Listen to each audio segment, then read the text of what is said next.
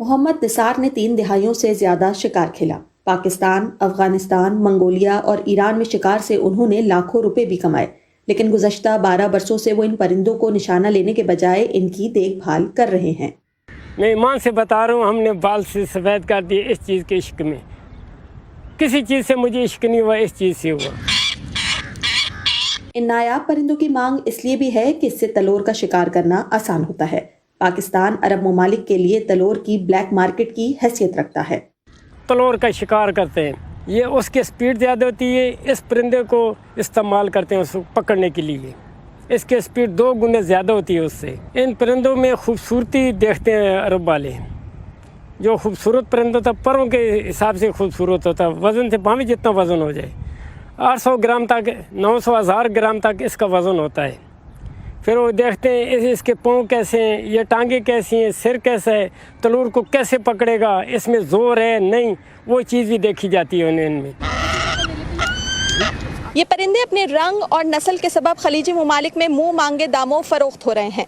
शिकारी का काम तो इनका शिकार करना और चंद पैसे वसूल करना है, लेकिन असल में इनकी गैर कानूनी तिजारत में मुलव्विस अफराद ना सिर्फ कानून की खिलाफ वर्जी करने के मुर्तकिब हो रहे हैं, बल्कि करोड़ों रुपए कमाने के चक्कर में इनकी नस्ल को भी नुकसान पहुंचा रहे हैं।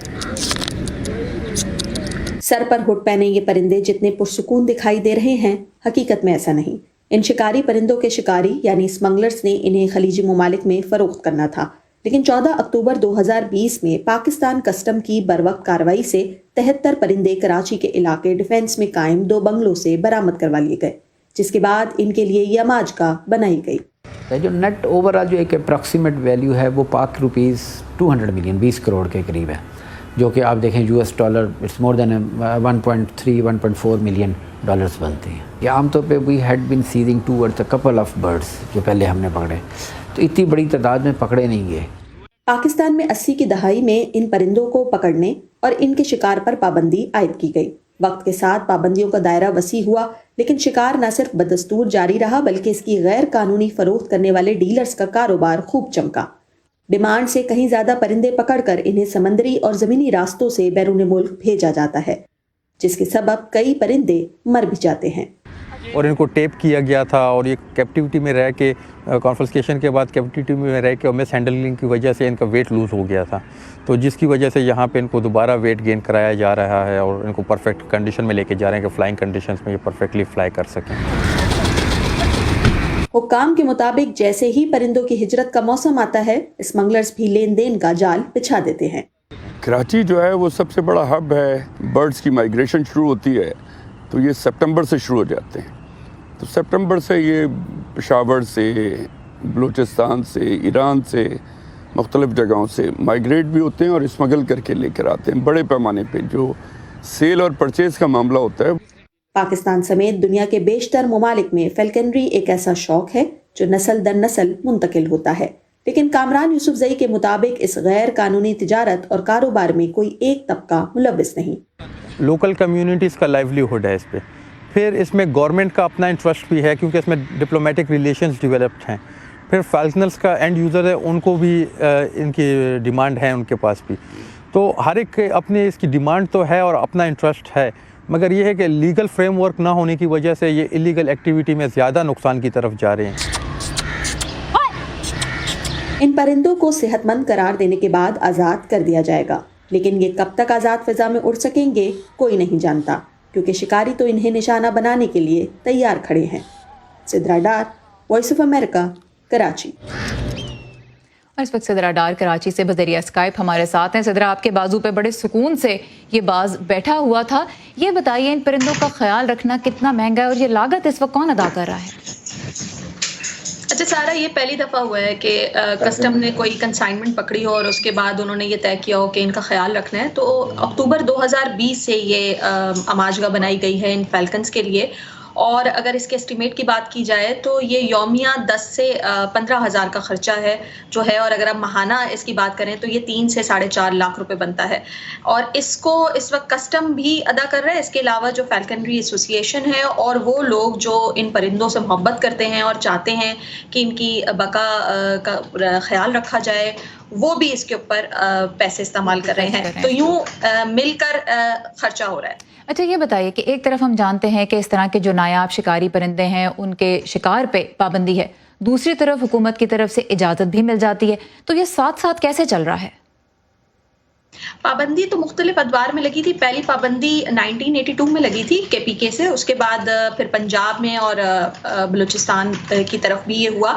لیکن ہم یہ دیکھ رہے ہیں کہ جو عرب ممالک ہیں چونکہ ان کی وہ اس کے شوقین ہیں، تو حکومت ان کے ساتھ برادرانہ تعلقات رکھنے کے لیے ہر سال شکار کی اجازت دیتی ہے، اور یہ فورن آفس سے ہی اجازت نامے آتے ہیں. تو ایک طرف آپ پابندی لگاتے ہیں، دوسری طرف آپ چاہتے ہیں کہ آپ کے تعلقات بہتر رہیں اور اس طرح ہو رہے، تو یہ بھی ایک اللیگل ہے.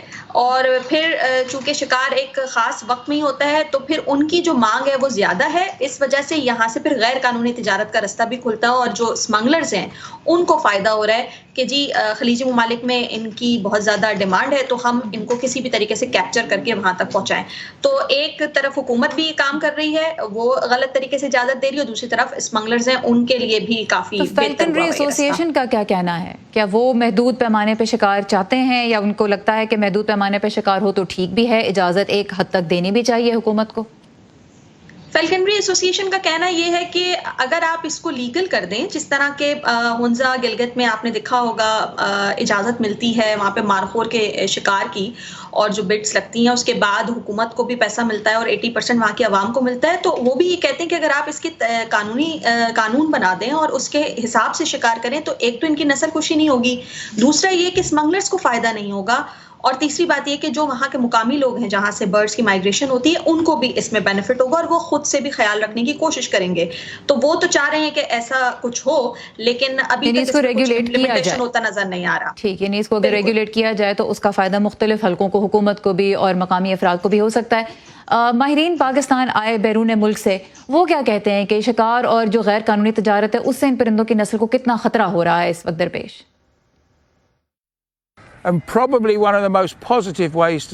شاید غیر قانونی تجارت کو روکنے کا سب سے مثبت طریقہ یہ ہوگا کہ جنگلی باز کی پائیدار افزائش خطرے کا کار واضح کیا جائے، جو کسی لائسنس یا کچھ شرائط کے تحت ہو، جس سے ان سب کی نگرانی اور فروخت کی جا سکے، تاکہ ان علاقوں کی آبادی کو فائدہ ہو، نہ کہ صرف چند غیر قانونی کاروبار کرنے والوں کو.